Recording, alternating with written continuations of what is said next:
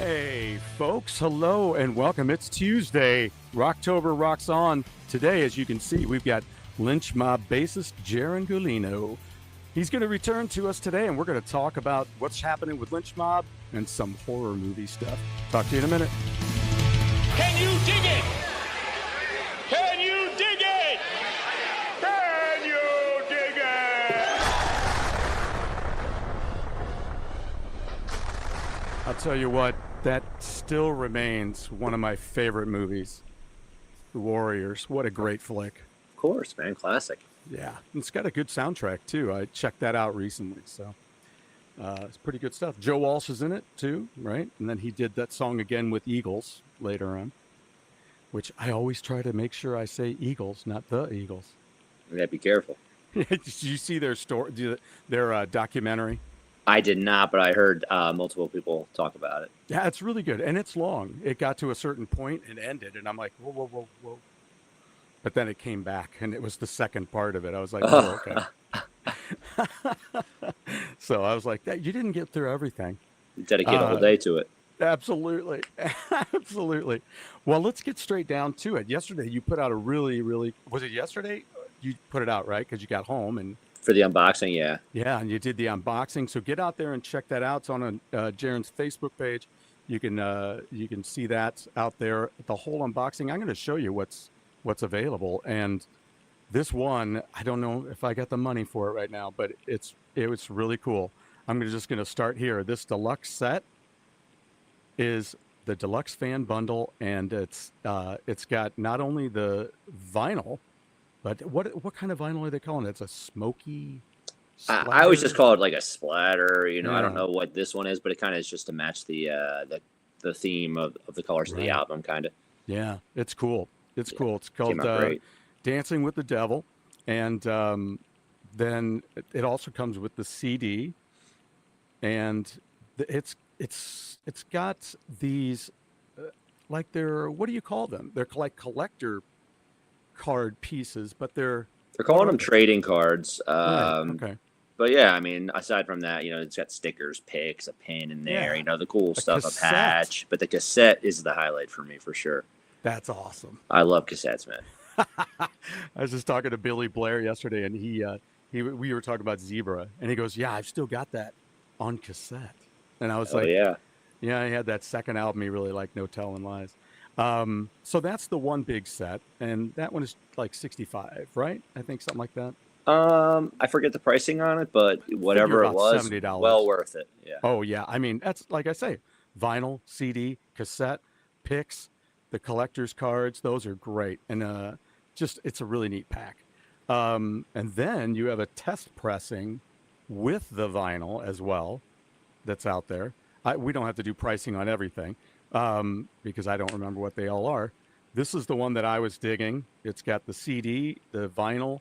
It's the CD pack, but there's an autographed piece, right? Yep, comes with an outer shell sleeve type thing. And guitar picks. So that's pretty cool.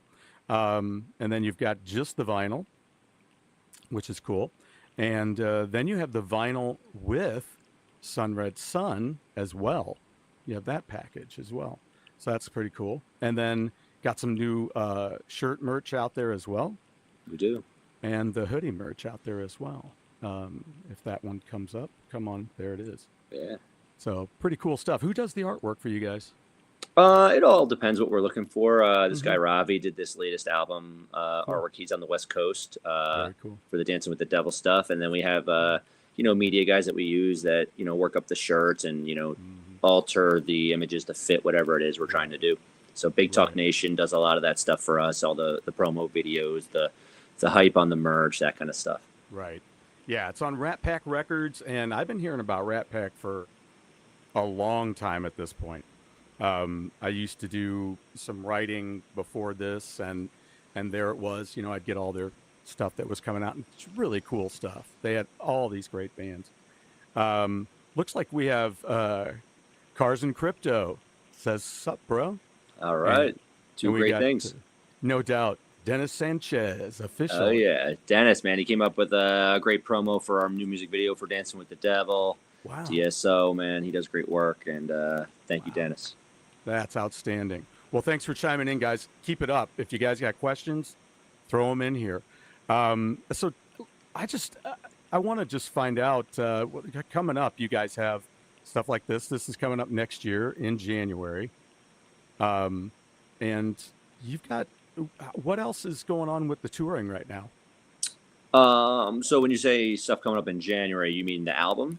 That's this Oh, show. the Rise of the Decade stuff. Right. Yeah, so that's a completely separate thing from Lynch Mob. That's essentially it's a special tour where George goes out and only does docking with some guests. I got And it also features XYZ as the middle slot, and then usually it's AON as the opening band. Or another, younger era band. It really just depends on which date you're coming to. But yeah, we'll be doing that all through January, pretty much from New Year's Eve to the end of the month in Florida, Georgia, Tennessee, and I think we're going over to the West Coast and doing Arizona and some areas like that. So that'll be January, and then I'm sure we'll see some more stuff with that package later in the year. Yeah. Now, when you guys were doing the tour, this past tour that I just saw you recently here in St. Louis, that was kind of, were we thinking that was like right toward the end of? Ideally, I guess that was last summer now. So yeah. The final ride was supposed to end this March. So, it was a little early, 9 months out from the end. But we all really thought it was going to be done in March. And, I knew George would go out and do stuff, here and there, maybe play with Doc and do some solo stuff. But I think, once everything died down and, everything came to kind of a halt, I think he kind of realized I don't want to be too retired. There's not like a ton to do. So I think for him, it's a matter of making it worthwhile. He's, getting to the age where he doesn't want to go out unless it's worth it for him. And he's having fun. So that's what we're aiming for. And, change a few things around to help facilitate that. But I can honestly say, I think, this past weekend when we were out with the guys playing, I think it might've been the funnest I've ever had on stage, with anybody ever. And so, things are feeling good and everybody's enjoying themselves and he's happy. So we're going to just keep pushing in that direction. That's cool. He has a pretty good sense of humor, doesn't he? Oh yeah. It's all humor, man. The whole day, man. Never gets old. I've seen a couple of interviews with him, and maybe one day he'll be on here with me sometime. You can put in a good word, or I'll just put in a good word for myself when I see you guys here. Yeah, man, I got you. No problem. Yeah. Oh, that's right. I just remembered. Yeah. My son was asking me about my birthday. And I'm like, oh, no, I'm busy on my birthday. That's right. Because you guys are here on River my City. birthday. Yeah. All right. Yeah. So Party. So I'll bring cake or something. And that'll be great. All right. Do you find that this music is some of your favorite music to play over time doing touring? Yeah. It was to listen to the bulk of my life. It was my favorite music to listen to. So when it came time to, switch over gear wise, to playing it, it kind of just fell into place, figuring out the songs was that much easier because I just had them ingrained in my head. But at the same time, I never tried to really play any of them. So it's I'm listening as a fan to George or to Oni or whatever. The whole band's great, and then I started picking apart Anthony's bass lines or, whichever songs, I was listening to. And I was I never really realized that was what was happening there. So it kind of brought a new appreciation to the music. It's really cool. Yeah, it's always funny when I'm learning to play a song that I just love. And then I'm just like, okay, that's all it is. It's just that and that, not that they all are like that. I've got songs that aren't that easy, but yeah, it's really cool. Sometimes when you get in there, you're like, oh, that's it. Okay. I got that one. That's cool. But I could imagine the passion that you get knowing those songs, loving those songs, man. It makes it so much easier to do that. Tell me about real quick about the recording of this new album that's coming out. Yeah. So we started it last year. George went in, I think, in the fall and banged out a lot of the guitar tracks. And then, as we normally do, then it gets sent over to Jimmy, and Jimmy puts the drums down, and then I do the bass, and then Gabriel the vocals and so forth. But we all did it remotely. And the difference with this one is that I think we were able to take a lot more time with it. It was the last one with Babylon, I've said it before, but I had 10 days to do 10 songs. Wow. And, I didn't really have any lead in time either. It was just like, here's the files, go, and so Wow. had to bang it out and get it done. But this time I had more time to really sit with it and kind of nitpick it apart and do some drafts and then come back to it and say, maybe I should change this or that. And so it was a labor of love. And, I think that made all the difference in the world because, last night listening back through it finally for the first time since it's been finished, I really realized, how much work, all the guys put into it. But, personally speaking, I really wanted to make my mark on this one and really be proud of it personally. If the fans like it or don't like it, that's fine. But for me, I wanted to walk away saying, I gave everything on this one and I'm really proud of the work and it should, speak for the rest of my career. And I hope that it does that. Yeah. My big question right now is, especially with this being multiple albums that you've been on with Lynch Mob. So now that's what kind of makes me wonder what's going on with so many of these other bands where you're like, do you have any new music? I mean, you got a band like Lynch Mob who is, you don't mind me saying so, it's a spin-off band from years ago, when Dokken was, breaking up, and then you got Lynch Mob and it was phenomenal and still continues to be. And yet here you've already gotten, how many, is this your third? This album? is my second. We have a live one coming as well that's done, so that'll be the third. Yeah. So, I mean, here you got, within this short of a time frame compared to many other bands. Sure. I mean, everybody thinks a Foreigner is one of them, where you're like, do we have, like a whole album? I mean, it's been 20 some years, and I think they put out one complete record. And, but I think it's great. I think it's great, especially if you're feeling like you dig the music and you're feeling like it's being kind of true to, the past of Lynch Mob. So. Yeah, I think what it comes down to is quite a few things. George gets great offers from labels to do stuff, and it's a way of making money and putting out the next day and moving on and getting that creative bug out, if you will. But, a lot of bands, they might have great players, but they're not, really writers or, maybe they don't have as easy of a time doing so. And, some guys, they just hear a beat or something in the distance and an idea comes to mind. So, luckily George is one of those guys where he's never short on ideas and, he just goes in and gets to work, and the work ethic is the main thing that's always drawn me to, his career. And, when you have a guy working that hard, it's a nice thing, when more than just the one guy is doing all the work. George gets in there, he's creative. I handle a lot of the business stuff, but like my drive is right there. So when he says let's create or let's do something, let's get down to work, I'm right there with them. I'm in the trenches. We're ready to get it done. And I think a lot of musicians, at least I've learned over the years, is that's not always true for everybody. Some guys can just do their thing and they get up and do that and that's it, and that's fine. That's what they're good at. But it's all, musician is one thing, but it's just one thing in someone's life. So you look at people as a whole, not everybody is motivated or driven, and that doesn't mean that they're not talented, but it's just not always for everyone. So I think that plays a large part in that. Yeah.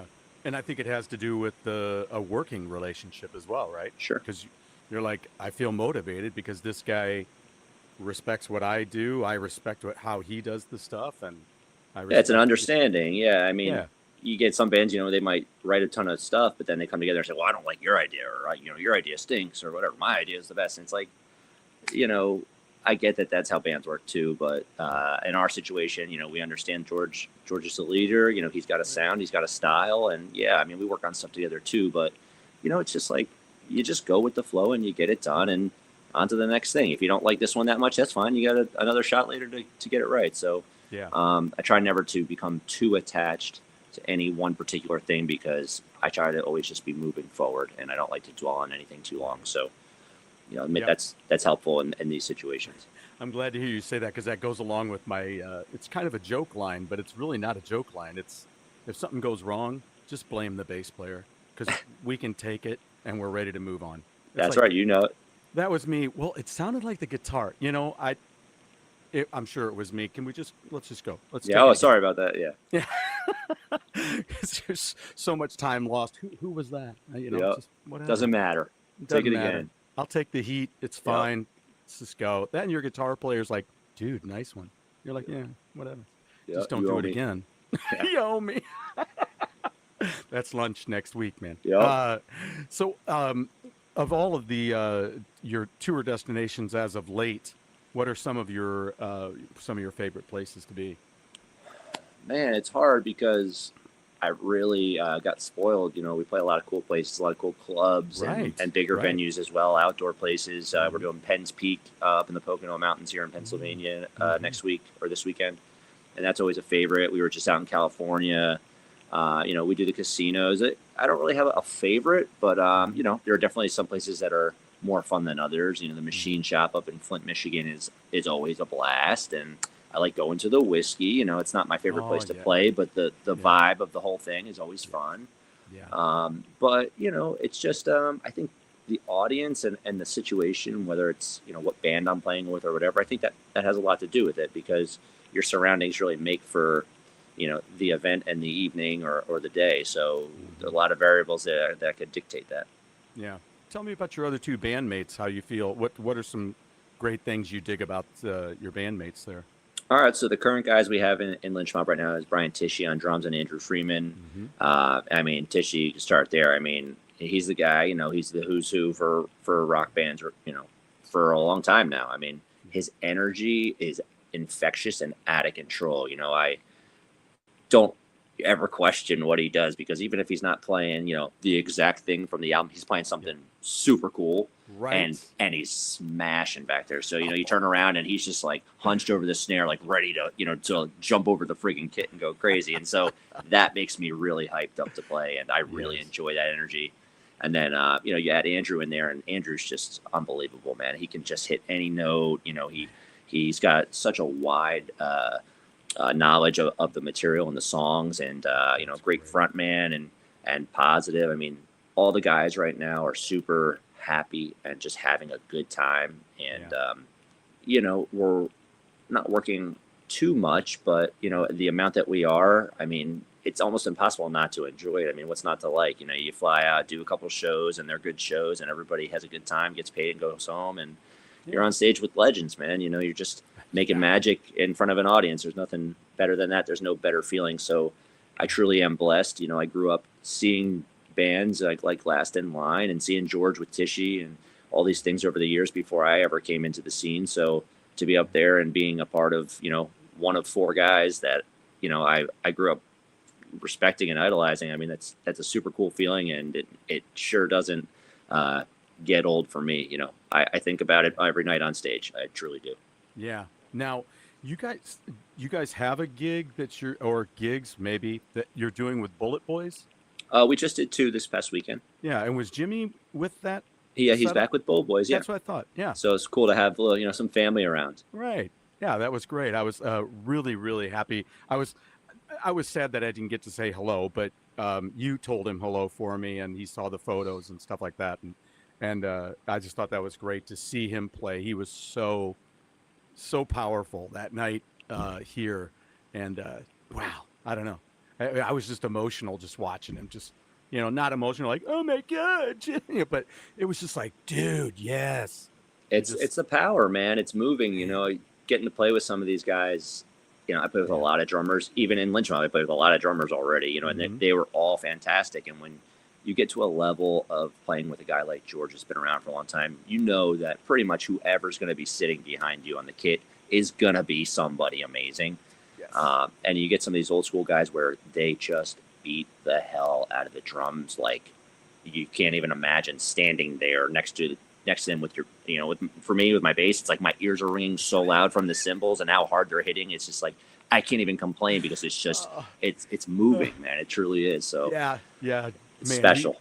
He was a thunder man that night, I'll tell you. And I've seen him in Bullet Boys. I saw him back in the day a few times on that tour that they did with Cinderella and Winger. So that was great band, man. Great energy, great power. We had a lot of fun with them, and I think the important thing is, there's not a lot of these bands where the original guys are around, and to have them get back together after all these years and come in and out, you know, it's important to go see that and support it, because when they do that, the chemistry and the magic that you see, it's not just going to see a band, man. You're witnessing, you know, a moment in time that is more than that. So, you know, I find value in that, and I start to appreciate that more and more as I get older. Yeah, that's a great point. Totally great point. Because, yeah, you were growing up through that. I was becoming a dad through that time frame. Sure. When, you know, we were going to the shows, I was interviewing bands like Cinderella, Winger, Bullet Boys, and that's how I ended up talking to Jimmy that day at the hotel. We just sat down. So that was great. I appreciate you saying that, because that is true, man. Those are certain things we thought we'd never see again. Sure. You know, and that's really cool. That is cool. Let me see what we've got here in the comments again real quick here. Casey's with us. Hello, everybody, he says. All right. Hey, Casey. And we got Fast Taker. Oh, Raph, what's up, man? New single. Yeah, November 7th. The next single's coming off of Dance with the Devil. It's called Saints and Sinners. Far out. Yeah, it's a badass track. Far out. Now, the album doesn't come out until, so if you go and you pre-order now, the album will come out and be shipped out when? Well, it'll be everywhere November 28th, Black Friday. There you go. The cool thing about Rat Pack is sometimes your mailbox will be full the week before, or maybe even time before that, with this stuff. You know, he's got them in stock and they're there. You know, it's just a matter of it leaking out, really. So I would say if you ordered one, you might see it much earlier than the 28th. Oh, that's really cool. Oh, yeah. Well, yeah. So the link is already in down below where you can check out. I put the link for Rat Pack there to get straight to the Lynch Mob stuff. So that you can go out there and do a pre-order there, and let's hope it will show up a little early. And no matter what, it's going to kick your ass, I'm sure. I can't wait to get it. So it's dark and heavy, man. It blows Babylon out by far. Wow. What kind of merch do you guys have on the road, so people know, like myself? Man, we got a lot of interesting things right now. So we got the standard stuff. We got a couple shirts, 8x10s, you know. We've got stage used stuff. We've got stage used pedals from George. We've got custom handmade leather straps that George has signed and is selling. They're very nice, very high end. Wow. We've got a stage played snare drum out there from Brian, you know, drumsticks. You know, all the guys have their own kind of things, you know, to sell, but as a whole, as a band, man, we try to offer some stuff that, you know, people can take home with them and cherish. And so every show, it's a different thing. Sometimes we have some of George's guitars out there. Sometimes we have clothing from music videos from back in the day, excuse me. So I think it just really depends on the weekend and what he finds in the closet. Wow, that's awesome. Oh, that's great. That is great. And then of course, he's a pretty healthy guy. He's been working out for many years. Sure. You know, decades now. I mean, when he first started, you know, he was, thin, just like a buddy of mine I grew up with, who's still thin, son of a bitch. But yeah, he's built like you. He's tall, thin. Marty, he's up in Wisconsin area, plays for a Def Leppard tribute band up there. So cool. Fantastic guy. So yeah, do you guys, you know, do fitness things together? Is there anything like that between you guys at all? We don't really go to the gym together. I mean, I've definitely gone in there with him multiple times, you know, at the hotels, you know, being there doing whatever. But, you know, it's funny. He'll just roll in from lunch or something. Everybody will go back to their rooms, and then he'll just walk in with his full jacket and flip-flops and be on the phone and just do a whole workout on the phone, and then just like go back to the room just like he's passing by, you know? So, yeah, he's still at it, man. He's That's not great. gym crazy, but he makes sure that he gets the movement in, and he tries to stay on it. So and that's the way to do it. Yeah, absolutely. I mean, that's hopefully that's what I'm going to get back into soon. I can't promise anything right away, but you know, that's the way it goes. So hey, I don't want to keep you too much longer. So what I want to do is let's make the shift. Thanks for coming here and telling us all about this brand new Lynch Mob thing. I can't wait to see you guys and say hello. And I've been talking with all my guests about their favorite horror Halloween films, and what's on the agenda for you? Well, my favorite thing about October is that AMC just plays horror movies the entire month of October, and it's all movies I've seen 7 million times. So I'm not complaining, but it's nice because to just come home and just put it on. I mean, it's always good movies, so it's like it doesn't really matter if it's Nightmare on Elm Street again, because it's good every time. But it's just nice to have on in the background. But my all-time favorites were always the Halloweens, Michael Myers, all that good stuff. I recently purchased Halloween 2 and 3 last year because somebody's like, oh no, 3 was it was good. I know what it was and what it wasn't, and I'm like, no, I can get behind that. If he had that vision of, look, I'm just going to make Halloween movies, and they're just going to be about Halloween. The first 2 just happened to be about Michael Myers because it went over well. Sure. But then I rewatched that second one. I'm like, ooh, it's a little man. It's a little dicey for me. I'm like, the first you got to one, accept them for what they are, man. You do. It's you do some older films, or it's funny because I was just talking about this with somebody. It's like I watch the original Halloween on TV. Mm-hmm. It's way scarier than half of the new horror movies with all the crazy gore and stuff happening. It's like comes down to just strictly the minimalistic approach of the simple music, the darkness. It's just creepy, and I think in this day and age, a lot of these newer movies and the whole scene of that is just kind of lost touch with what's actually scary in real life. It's you can imagine a million different scenarios in your head of horrible monsters and all these things, but what's scarier than real life? I don't know that anything really truly is. So I like I like to try to keep it at least within that believable realm. Yeah, there's been movies like, did you ever see The Last House on the Left? Of course. Terrifying. Couldn't make it through it. Man. I'm just like, this isn't entertainment to me. I can't. Disgusting. Sit here and watch these people do horrid things to these girls who didn't ask for it. Yeah. I'm not saying anybody is asking for it. That's not my point. Yeah. But I'm saying that it was a false pretense. Sure. And then they're dragging them through hell. And I'm like, what do they call that? What do they call that when you're watching a film? It's NC-17. Well, it's like a word, and it starts with EX, and it's like I think of it and then I forget it, and I know it and I forget it. But anyway, it's like an exposition. It's just like you're like, I can't watch it if it's.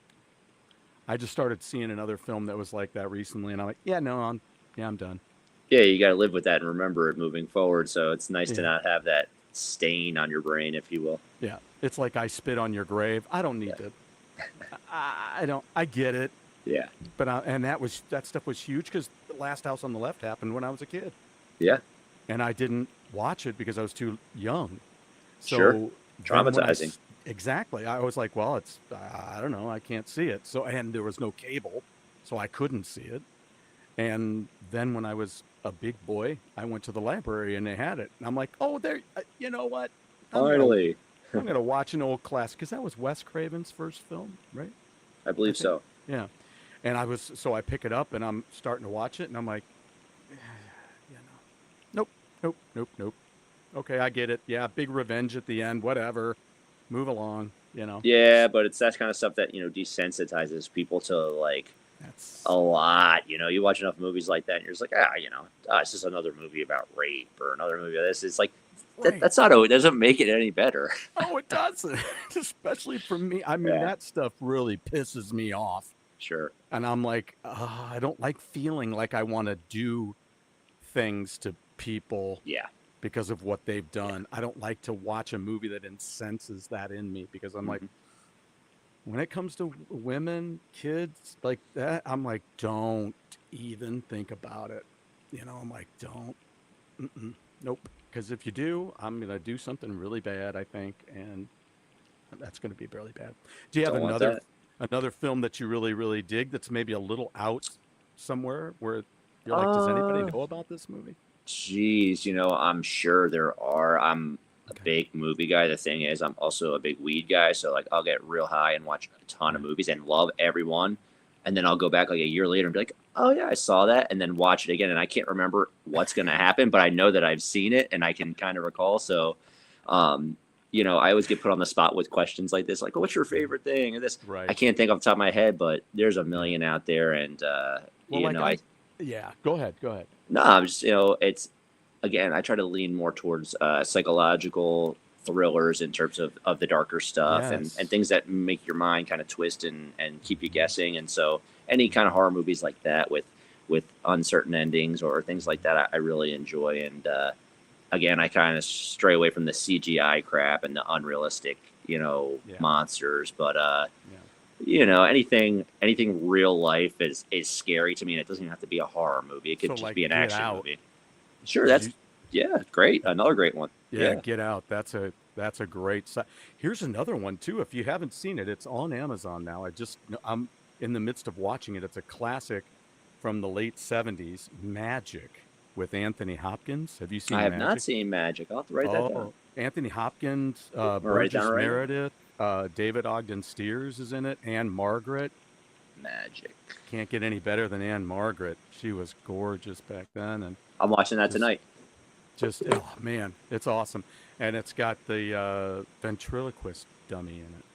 Oh, maybe I did see this. See, right?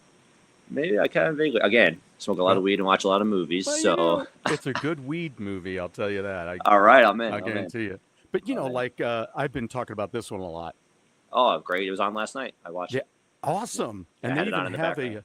they have a Facebook page for the Trick or Treat Appreciation group or whatever they call it. But you know, some of the other. So I had Get Out. What's another? Did you ever see The Funhouse? I have seen the Funhouse. Yes. I read that book first, which was written by Dean Koontz. Oh, yeah, great author. Yeah, before it was written from the screenplay by him. But here's my last question for you. It came up because I was listening to a podcast earlier, and speaking of which, I messaged in on that podcast about it. What's a movie where the soundtrack is better than the movie? Oh, geez. I mean, I know that everybody looks at Trick or Treat in that respect. Right. Um, And that's what I did. I wrote in and I said, Fastway, Trick or Treat, yeah. that album, the movie is fine. The movie is great. I own it. I own it by 3 different ways. And I love watching it. But if I was to watch it today, I'd be like, yeah, I don't know. Yeah, it's tough because, you know, you got like, you know, Nightmare on Elm Street 3 with Dream Warriors and all that. Yep. And, you know, a lot of horror movies had a lot of cool bands and stuff in them. But I find a lot of the soundtrack stuff that I love are not the ones with actual bands. It's more like Halloween, where it's just got, you know, the Carpenter's signature sound, or you know, even there was this movie called Neon Demon. It's a newer. It's kind of a creepy movie, but it's got a lot of this, like, I don't want to say EDM music, but just this vibey, scary kind of thing happening, and it's almost like atmospheric tones. And I really like when the movies are dictated by the sounds, and not so much like a song, you know, just the emotional wave of like an eerie, like creaking or something, you know, and it becomes this soundscape.